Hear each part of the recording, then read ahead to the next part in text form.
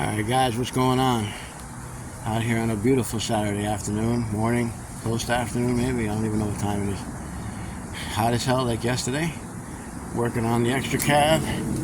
So, since last night, I got everything cleaned. Once again, I went to film and had some stuff going and the heat erased it, shut everything down. So, as you can see guys, I got the lower intake is on.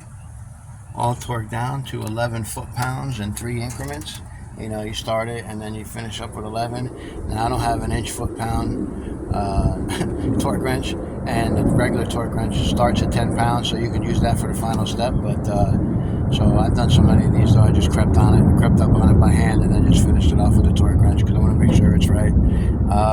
I used a really good thick Velcro gaskets on this thing. Part number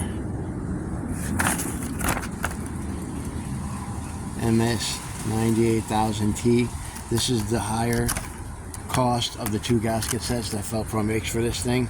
The other one has cheap, shitty intake gaskets. They wrinkle up. That's what was on here, and that's what failed. Now, I'm not saying it failed because of gaskets or the asshole that torqued it on, because the back bolts were real tight and the front bolts were real loose, so I don't think they torqued it. But it's together. What else did I do? That's it, really. Oh, guys, even though Velcro says you don't need the silicone around the coolant ports, I always do it on the block, on the heads, and on the intake, and so I can sandwich the coolant ports between 2 things of silicone. I don't go crazy, just put a light coat on with my finger. The China walls I go crazy on. You can see down there if you look real hard. See all that stuff spooging out? Yeah, that's what I like to see on my daily driver, so I know it's not going to leak. It's doing the same in the back. So yeah guys, I'm going to leave the Spider on it. I know you guys probably say, oh, change it while you got it out, but $300, I'm going to kick it down the road. It worked fine. If it starts messing up, I could always go back into the upper intake. It's not a big deal. You know what's fucked up though, is this kit, MS 98000, it used to come with 2 valve cover gaskets. Now it only comes with 1, because you only really need to take 1 off when you do it, but I always do 2. But they do give you the fuel O-rings, which is nice, and a couple other little things that the other gasket kits don't give you. But I even checked, and it says right there, 1 valve cover. It's a fucking Velcro getting cheap.